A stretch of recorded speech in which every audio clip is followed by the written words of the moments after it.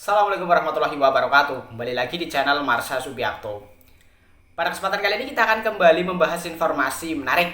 Kali ini lagi-lagi berkaitan dengan seleksi P3K di tahun 2024 ini ya. Jadi hari ini kembali ada informasi atau berita menarik berkaitan dengan seleksi P3K ini. Jadi ada anggota DPR RI Komisi 2 ya yang meninjau pelaksanaan seleksi kompetensi P3K tahap 1 di Universitas Negeri 11 Maret Surakarta gitu ya. Jadi anggota DPR RI ini ditanya oleh wartawan gitu terkait dengan apakah seleksi atau tes kompetensi yang dilakukan hanya formalitas gitu ya. Dan anggota DPR RI ini juga tidak menampik gitu ya bahwa memang seleksi kompetensi bagi P3K di tahun 2024 ini khususnya di tahap 1 bisa dibilang formalitas gitu ya. Karena memang yang akan lulus sebagai P3K sudah ditentukan dari mulai pelamar prioritas, kemudian ex tenaga honorer K2, kemudian tenaga honorer atau tenaga non ASN yang masuk dalam database BKN, baru terakhir tenaga honorer atau tenaga non ASN yang aktif bekerja di instansi pemerintah minimal 2 tahun secara terus menerus gitu ya. Dan saya yakin teman-teman sudah tahu terkait dengan hal tersebut gitu ya.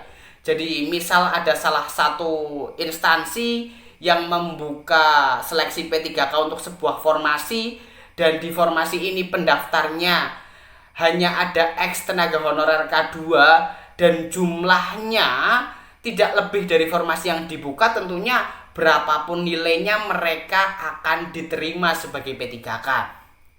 Yang peluangnya paling kecil tentunya yang prioritasnya paling bawah gitu ya adalah mereka para tenaga honorer atau tenaga non ASN yang aktif bekerja di instansi pemerintah minimal selama 2 tahun secara terus menerus. Walaupun hal ini atau seleksi bagi mereka yang aktif bekerja di instansi pemerintah ini baru mulai proses pendaftaran gitu ya. Seleksinya baru akan dimulai di tahun 2025. Tetapi yang jelas yang akan lolos sebagai P3K sudah ditentukan, dan bisa dikatakan seleksi kompetensi atau tes kompetensi hanya formalitas semata. Dan untuk lebih jelasnya terkait dengan hal ini, kali ini kita akan coba lihat beritanya ya. Langsung saja, bagi yang penasaran simak terus.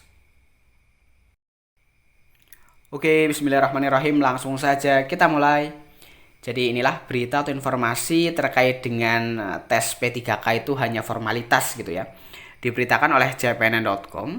Judulnya tes P3K 2024 hanya formalitas, tetapi ada kecuali, jangan pakai dukun. Kita coba bacakan ya.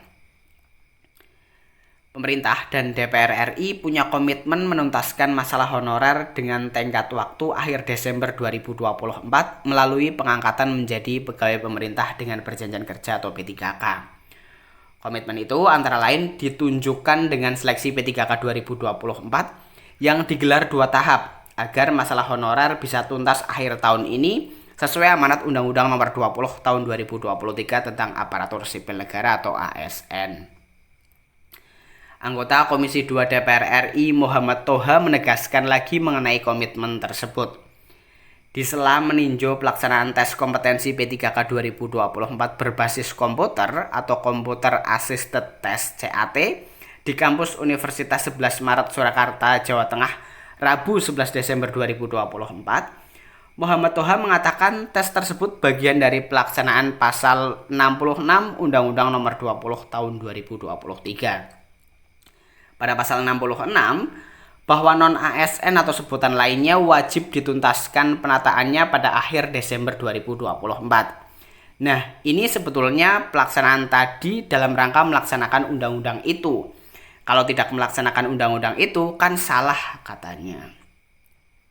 Dia menyebutkan, secara nasional, jumlah non-ASN atau honorer yang lolos verifikasi dan validasi ada sebanyak 1.700.038 orang. Toha menjelaskan, kriteria lulus verifikasi dan validasi adalah mereka yang digaji atau honornya dibayar oleh APBN atau APBD. Undang-undang mengatakan itu wajib dituntaskan penataannya. Berarti kan harus selesai Desember tahun ini, katanya menegaskan. Disinggung mengenai tes kompetensi P3K 2024 tahap 1 yang sifatnya hanya formalitas, Toha tidak menampik hal itu. Ya sebetulnya formalitas, tetapi betul-betul terlihat hasil tesnya. Kalau kebangetan banget, ya masa mau diloloskan. Itu jadi verifikasi juga bagi PKN dan Kementerian Pan-RB.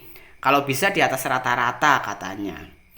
Pada kesempatan sama, Kepala Kantor Regional 1 Badan Kepegawaian Negara Yogyakarta, Paulus Dwi Laksono meminta para peserta seleksi kompetensi P3K 2024 untuk bersungguh-sungguh dalam mengikuti tes. Semoga perjuangan Bapak Ibu semua berhasil, katanya. Dia mengatakan, sistem CAT dibuat sedemikian rupa sehingga transparan dan hasilnya tidak dapat diintervensi pihak manapun. Kelulusan tergantung Bapak Ibu semua pada sesi ini. Setelah tes selesai, tidak ada usaha lagi. Tidak usah keluar dari sini cari dukun, cari orang-orang yang menurut Bapak Ibu berpengaruh yang bisa meluluskan kalian. Itu tidak ada. Selesai tes, itulah hasil kalian, katanya. Oleh karena itu, Paulus meminta para peserta untuk fokus dengan tes tersebut. Ya, jadi itulah ya berita atau informasi berkaitan dengan pernyataan anggota Komisi 2 DPR RI Bapak Muhammad Toha bahwa memang sebenarnya tes P3K khususnya ya tahap 1, karena memang tahap 1 yang paling diprioritaskan gitu ya.